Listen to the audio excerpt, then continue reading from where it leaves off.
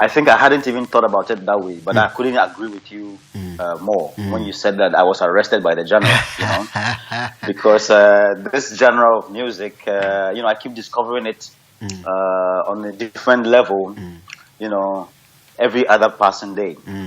For example, let me give you an example. Since I've been here, I was blessed enough to receive some records, about 10 records from Bob Marley. Wow. All on CDs, right? And each has about between 10 and 12 or 13 songs, And quite frankly, to be very honest, I thought I knew Bob Marley. This is just an example I'm citing. Yeah. I thought I knew Bob Marley, right? But being here and, getting exposed to these records, I realized that no, I didn't know the man at all. It is now that I'm getting to discover him on a whole new level, So that's just an example I want to cite. Yeah. So for me, this is a spiritual journey. It's got nothing to do with trying to appeal to anybody commercially and so on and so forth. It's about, having something in my soul which I want to be able to express through this medium, and the medium of reggae and the philosophy of reggae, gives me room to be able to express myself as honest as possible. Wow. We will go back and talk about you and your initial song, but let me you talked about a legend, Bob Marley, and we have a man here who is regarded as the Bob Marley of Africa, the Bob Marley of Ghana, but most importantly the Bob Marley of Africa. I'm talking about Shasha Marley. It's not easy to get Shasha Marley to do a collaboration. He doesn't do collaborations. How did you get Shasha on the song? Well, I think I've already answered that question in a video post I made recently, but it's fine. I mean, for the benefit of the audience, let me attempt an answer. So, in my wildest dreams and in my wildest expectations, Shasha Marley was not one of the people that I was hoping ever to do a collaboration with, right? So, right from that onset, you would realize that everything was just orchestrated in the cosmics by the Most High Jah. Because it took a friend of mine who lives in Germany here who initiated conversation with Shasha Marley about a certain Ghanaian act called David Oscar, and this conversation went on, even on my blind side, I should say. The next thing I knew, my friend was telling me, listen, I'm coming to Ghana in October. I want us to meet Shasha Marley. He's in Ghana too, so we'll meet him. And then, like, wow, okay. So she comes, and then the meeting happens, and then the rest, they say, is history. Wow. Wow. Shasha Marley didn't charge me a dime. I don't think I can ever pay Shasha Marley to do anything for me. You know what I mean? So this must be a very, I would say, a very solid spiritual connection. Because it's dwelling on a certain message. It's dwelling on a certain vibration. It's beyond money, resources. It's beyond what money can buy. So this is how I also want to explain it to people who may want to know. It didn't take any effort from me whatsoever. The only effort was for me to just be available for the meeting, and then what happened. That's it. So,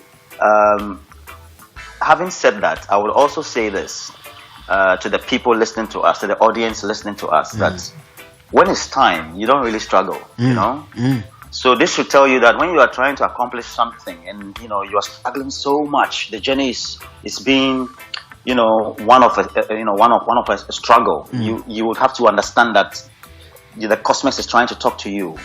God is trying to talk to you that perhaps it's not time. So take your time, be patient. Because when it's really time, my brother, trust me, you would not lift a finger. God has a way of doing things. Wow. And so if there's anything that can be described as a miracle, maybe for me this is one of them. Wow. So this is simply what I can say. Wow. Yeah. We're talking to one of the sons of the country, the sons of the soil, David Oscar. He has two sides. It's a double side edge. Double side sword. Is that what they say? Yeah. He cuts here and double edged sword. Exactly. Thank you very much. He cuts here and cuts here also. But have you been this philosophical, or it is the reggae that is putting you into that philosophical realm? Because your days, I don't know whether comedy requires some amount of philosophy, like you being philosophical with reggae music. Have you been this philosophical all this while?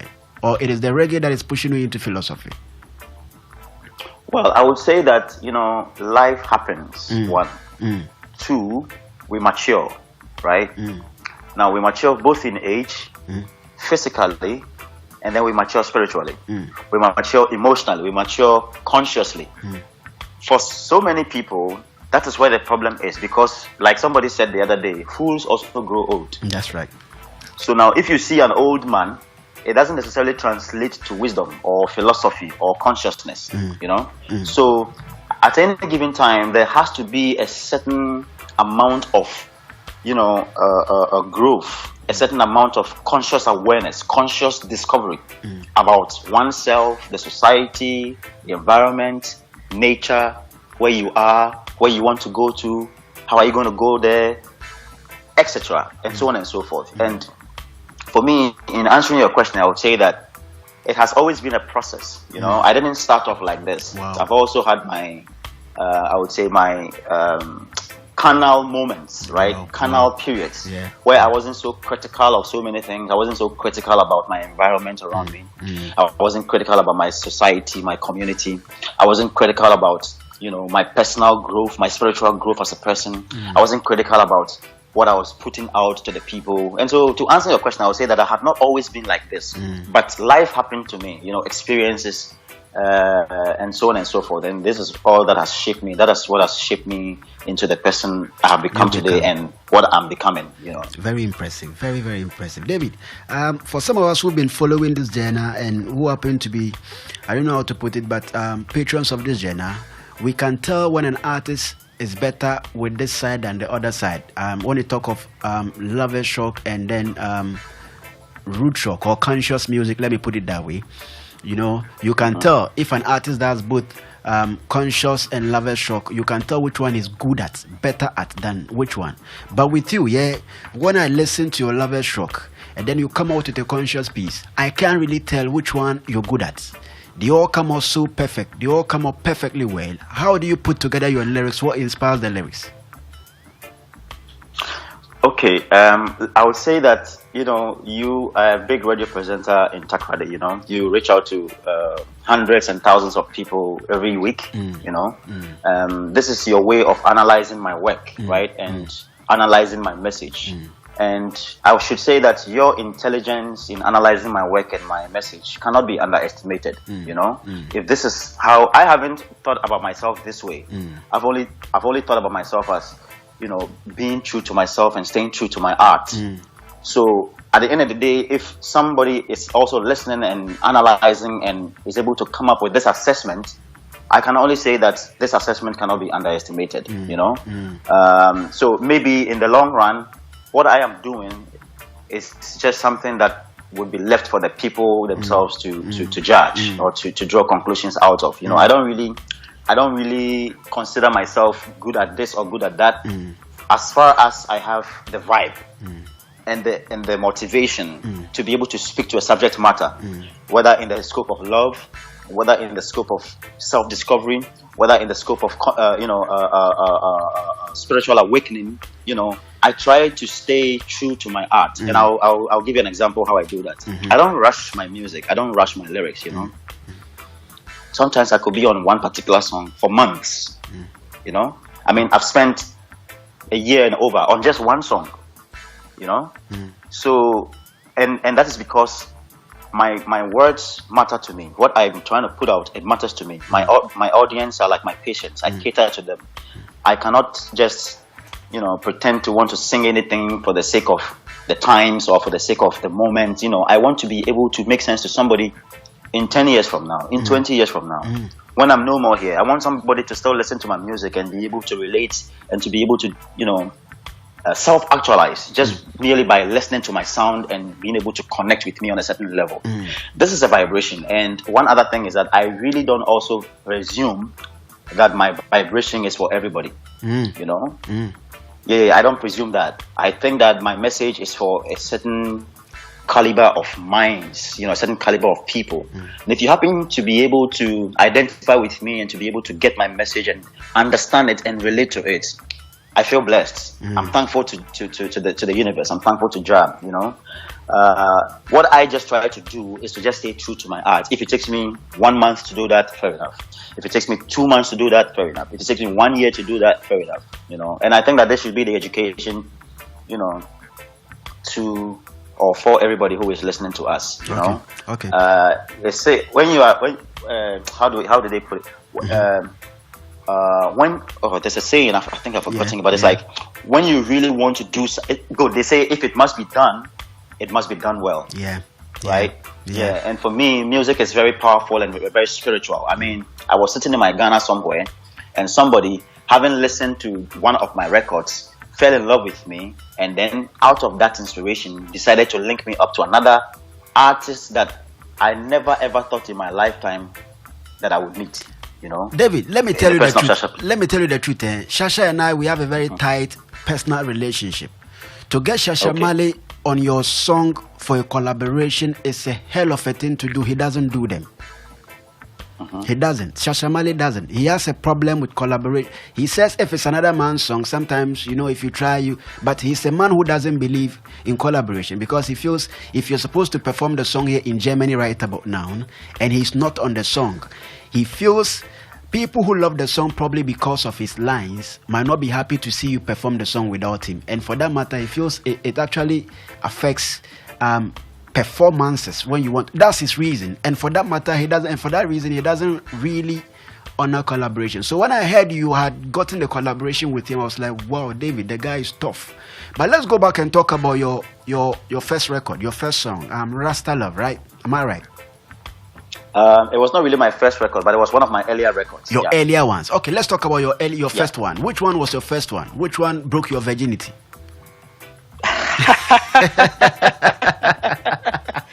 Oh, I love that line. Oh, anyway, the very first ever record I put out was called Blow. Okay. Right? Okay. I did Blow, and then after Blow, we released Mona Lisa. And then after Mona Lisa, we released Get There One Day with a Free Wuta. Oh, yeah. And then after Get There One Day came Rasta Love. But you have and then after, several records have come after that. I mean, this is just the chronology. Yeah. Do you have a count? We're wondering why you don't have an EP yet, or you have an EP? I have an album. I have a full album, and the audience can discover my album, Cosmical Vibrations. Oh yeah. We've spoken about this album before. Yeah. So that's your very first album, your first ever album. You've not done after that album. Are you working on another one? Yes, obviously. I'm putting more records together. You would remember that last year I did Never Give Up with Episode.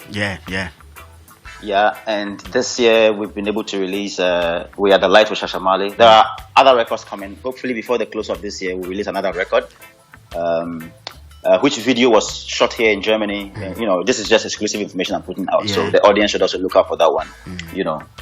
So your trip to Germany is strictly music business.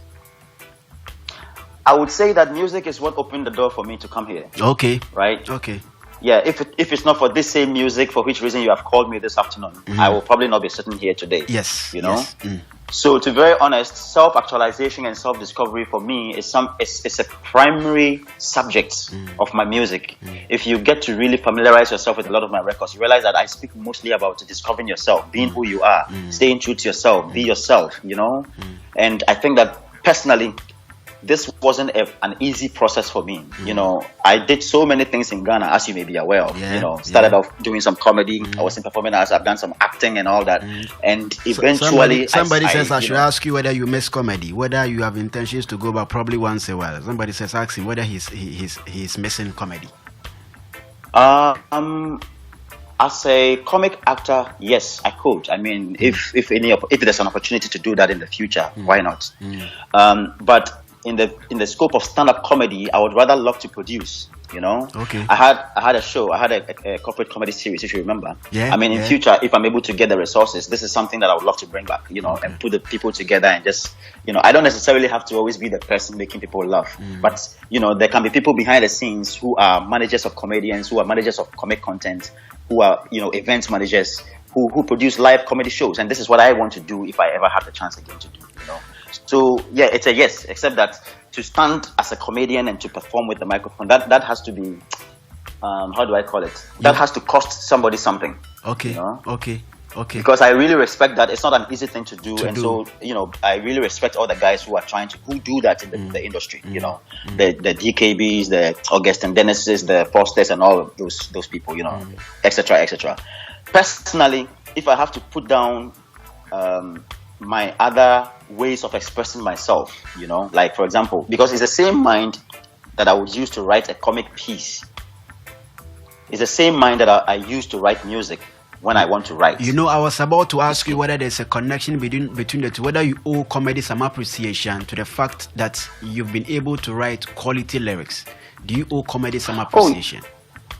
Oh yes, of course, because you see, comedians are some of the most intelligent people in the society, because you need to be very intelligent to be able to show us the funny side of what we do. Okay. So usually people tend to, downplay comedians, and in this case I would like to just take the trouble to explain a little further. When I say comedians, in Ghana, and in fact under the genre comedy, there are so many branches, right? There are comic actors, there are those who do parodies, there are those who are stand-up comedians, and there are those who are improvisation, etc., etc. In this particular instance, I'm referring to stand-up comedians, somebody who is able to craft a whole set and just come, pick his microphone, stand on stage, and all he's doing is to be telling you things and talking to you, and you are laughing. For me, that is the highest bar in comedy. Comic acting, anybody can script something very funny, and if you are good enough at interpreting characters, you can play a role and make people laugh as a result of that. But when it comes down to churning out the art, I respect more those who are able to write comic content for others to perform, or to write and perform themselves. I don't know if I'm making sense. Yes, it's the same with music. Because there are artists who are, I would say, karaoke artists. No disrespect, but I'm just trying to explain something. They write for them to karaoke sing. Artists, they write for them to sing, and there are quite a number of examples like that in our industry in Ghana. At the same time, there are those of us who are also our own writers. We write our own lyrical content. We create our own melodies. And then we put them on beats, or we sing, or we collaborate and sing. That's also another bar. But unfortunately, we don't have so much education, when it comes down to breaking down the arts like this. So for me, sometimes the wrong people get recognized, or the wrong people get awarded ahead of the real people who are supposed to be sought out the real people, and be rewarded, But it's all fine. I mean, it's all part of the journey. So in a way, everybody has his own journey. You've made your own mistakes. There are things that have influenced certain things you do today. Given the chance, there are certain things you did some years ago that you might not do again, or even if you were to do them again, you will try to do them differently. It's life, so it's just life the way it is. So I don't know. I hope I've answered the question. Yeah, you have. David, do you play an instrument? If yes, which of the instruments do you play? I play guitar. I play the acoustic guitar. The acoustic guitar. And when I was growing up in church those days, years ago, I used to play the drums.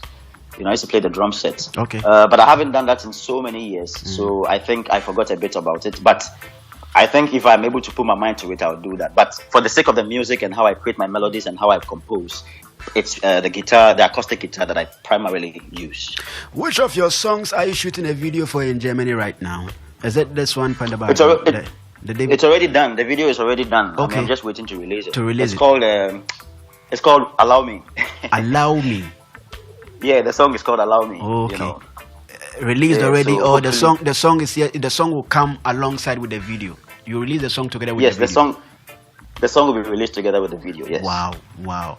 So that would be, I don't know, maybe next month or December. I don't know. I'm still waiting for the right time to do that. So, okay. It's not been too long since I released this one. Yeah, this one is still flying. Yeah, We Are the Light is still flying. It's still flying. Exactly. Yeah. So I just wanted to go a little bit more, and then we'll see when we can put. Where are we heading to? Are we heading to another album very soon, or an EP very soon? Well, ultimately, we are heading towards another album. Okay. Because in the end, I would love to be able to, compile the new records I'm working on with, others that I'll be working on in time together on my second album. So I think we are heading towards an album. Won't that take so long? Don't you believe in EPs? You're not an EP artist. You don't like releasing EPs? Well, I think it's a trend, right? It's a trend. Extended play. It's a trend that any artist can jump onto. But like I told you from the beginning, I don't really follow trends. Okay. You know, I listen to my spirit. If my spirit tells me to do it, if my higher self tells me to do it, I will do it. But if I haven't had that conviction in me, you know, the most important thing to me is to be able to have the liberty to put out records whenever I'm ready to. You know, if you were to curtail that liberty or you were to take that liberty from me, then there's a real problem. You know, so for me, it's not really about EPs or anything of that sort, but it's just being able to have the liberty to put out music whenever you are ready to do it. You know, so no offense or no disregard for anybody doing EPs. It's fine. I mean, it's also another way of selling. You know, but ultimately the direction always comes from above, and when it comes, then we make a move. But you know, I don't really have any vibe in me that you want to do an EP. Okay. If you know what I mean. So it's not like somebody is doing that, so I should also try and do that. No, that's not my consciousness. I always try to take my time to do what I have to do the best way that I can. Wow. Folks, it's exactly 40 minutes run past the hour, and we're talking to David Oscar, the man who has grown into a philosopher. You listen to him, and you must listen attentively with rapt attention, and that's how come I'm paying so much attention to him. If not, you know. But David, I'll let you go. But before I let you go, we would want to know your sources of inspiration. You just spoke about you coming into contact with some rare Bob Marley records, and that's obvious to listen to Bob Marley. And even if you pay attention to the voice texture, the way you roll on the rhythm, a bit of Bob Marley can be deduced from your style. But we just want to know from you, aside Bob Marley, let me confirm that who else do you pick inspiration from? I listen to a lot of records. I'm a fan of reggae music. I'm a fan of the reggae genre, you know. So roots reggae. There are a lot of artists I keep discovering on a daily basis. You know, the internet is very big. You know. So some of them I cannot even mention, like, because it's been like very recent. But obviously, when I started soaking reggae music, artists I would listen to on a regular basis would be the Bob Marleys, you know, would be the Queen Africans, would be the Morgan Heritage, would be the Pressure Boss Pipe, would be the Jack Kios, you know, these are well-known names. You know? So I would say that if I have had any inspiration, maybe being an amalgamated person in that sense, you know, listening to all kinds of records and messages, you know, and just feeding my spirit and feeding my consciousness with you know, black consciousness, with messages to do with self-discovery, self-actualization. All these things have worked in shaping me, I would say, you know. In Ghana too, obviously, I would give credit to Stonebwoy because, you know, my eventual decision to start music must have come from when I first encountered Stonebwoy's Run Go. Wow. You know? Wow. Yeah, because, I have always been listening, but it had never occurred to me. But the moment I came into contact with that song, you know, I could just see myself in that song. And so if today I can give credit to what eventually triggered, okay, let me actually attempt this. That was it, you know. Do you have a collaboration with Stonebwoy? Do you have a collaboration with Stonebwoy? Not yet, but if it's in the cosmics, I believe it might happen sometime. All right, but not yet. All right, we know people have desires. You know, people have burning desires. Who do you desire so much to have a collaboration with in the music fraternity? Oh, this is a very interesting question. You know. Yeah, the person might just be listening. The person might just be listening, and after here, I'm sure stories will fly all over what you said, and it might get to the person. To be very honest, if I have to just give a straightforward answer to that question, that would be straight with no, you know, links, no Rex abbiegen, make a Deutsch. Like without turning left or right, I would say Stonebwoy. Wow. Right? Wow. I'm in love with his sound. I love his artistry. I love his maturity. You know, I'm quite older than Stonebwoy. Yeah. Maybe a couple of years older than him. Yeah. And even as a younger person, much younger than me, it inspires me so much to know that he's so much full of wisdom. And when he sings, you know Stonebwoy, I don't need to talk. I don't need to like go on and on about Stonebwoy. So if I really, to answer your question, if I desire it has to be him, you know, and much so because we also come from the same country. He's a Ghanaian, I'm Ghanaian. We're both Africans, you know. Wow. But apart from that, if I have to mention any other person, it will be difficult because, you know, like I said, I keep discovering new artists day in and day out. You know, if I could resurrect Bob Marley, then maybe I would love to have collaborated with him too. Yeah. But since I cannot resurrect him, you know, and like I told you, I had never imagined that somebody like Sasha Marley would come across, like our paths will cross and we'll do a collaboration. You know, like I remember the first time we spoke on your program. If you had asked me that question, then I probably would not mention Sasha Marley because this was like, it's not something that I had ever considered in my consciousness, you know. Yeah, but it happened when the time came for it to happen. I like what you tied to that answer. That if it's time, things flow. You don't have to struggle. When you are struggling, that means it's not time. I like that reality you put to that answer. Exactly. Yeah, we will have to let you go. Thank you so much for talking to us. But before I let you go, where do we get the song to download? People are asking me, where do I get the David Oscar song, the We Are the Light? What are your social media handles and where do people go to get it? Okay, I'm actually everywhere. You know, I'm on Facebook as David Oscar Dogbe. Oh, right. Oh, you are a Dogbe. I'm a Dogbe. Yes. Wow. You know, that is my fan page on Facebook. If you can locate that, follow me, send me a message. Otherwise, my personal page, which is just simply David Oscar, is also on Facebook, right? Then I have a YouTube channel. That's also David Oscar Dogbe. All the records I've released, some of the videos, not all the records, but some of the videos are there. The visualizer for We Are the Light is also on my YouTube channel, so you can check it out there. If you're on Spotify, you can search for David Oscar. All my full album is there, and the recent records I've released are all there. I'm on iTunes. I'm on all the streaming platforms, right? And then if you're in Ghana too, I know Ghana has Aftown. Yeah, I'm on Aftown too. You can search for David Oscar on Aftown. David Oscar featuring Sasha Marley, We Are the Light is also on Aftown. Okay. You know. Okay.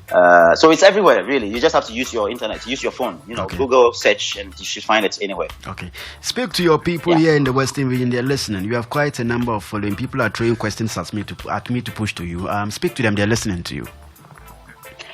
Okay, I would say to my fans in Takoradi, you know, I really, really appreciate the support, you know. Like, I remember when I used to do comedy, Takoradi was one of the places that really held me down. Akroma Plaza. I still remember Akroma Plaza.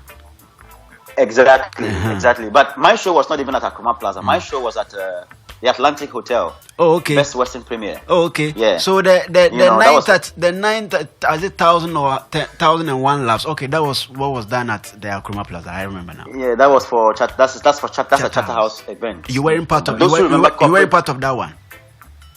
No, I wasn't part of that one. Okay. Those who remember very well, my show was hosted. The corporate comedy series was hosted at the Best Western Premiere, Atlantic Hotel. You know, and it was such a massive show. We locked down the whole of Takoradi. You know, so it's only natural that when I started music, they would getting some messages from fans in Takoradi. You know, and I really appreciate all the support I get from my fan base in Takoradi. I'm very grateful. You know, I can't say much. I think I've really spoken a lot in this interview. You know, and they understand me. I would just say to them that, listen, be yourself. No matter what it takes, just be yourself, you know. Find out who you are, because it's important. If you know who you are, then you can be able to express yourself the best possible way. But if you don't know who you are and you are swayed and moved by the pressures of society, the distractions of life, and so on and so forth, then you cannot be able to express yourself truthfully, you know. And if you are not expressing yourself truthfully, then trust me, you're not making any impact. But if you are able to find out who you are, you could even be a very, very good cook. You might not just know it yet. You could be very good with cooking, and for all you know, that is your calling in life, you know. So self-actualization and self-discovery for me is something very, very important. And to conclude, I would say, you know, don't just use your phone and your internet, just Facebooking and WhatsApping and, you know, watching other people's content, which really doesn't edify your spirit, you know. That same thing you are holding, you can use it to read some history, some piece of thing on Google, search, find out, educate yourself, you know. Education these days is not only in the classroom, but if you're smart enough, your smartphone can become a very good source of education for you. Take your time, read, understand, educate yourself. This will all help you in discovering who you are, why you were brought here, why God made you, why you are here on earth, and what you are supposed to accomplish. You know, I believe that we can interact more on my social media. So they should just look out for my Instagram, my Facebook, my Twitter. I'm also on Twitter as David Oscar GH. I'm on TikTok as David Oscar GH. I'm on Instagram too as David Oscar GH. Or better, so you can follow my German account, which is David Oscar Music, also on Instagram. Okay. And let's stay in touch. Thank you very much. This interview will get to Stonebwoy, and we were expecting a collaboration with you. I mean, from you and Stonebwoy very soon. Thank you so much for talking to us. I hope it happens. All right, my brother. Thank you. I hope it happens. Thank you so much. It for will having happen. me. I'll play it here, and I'll announce it. It happened here. Thank you very much, my brother. Thank you so much.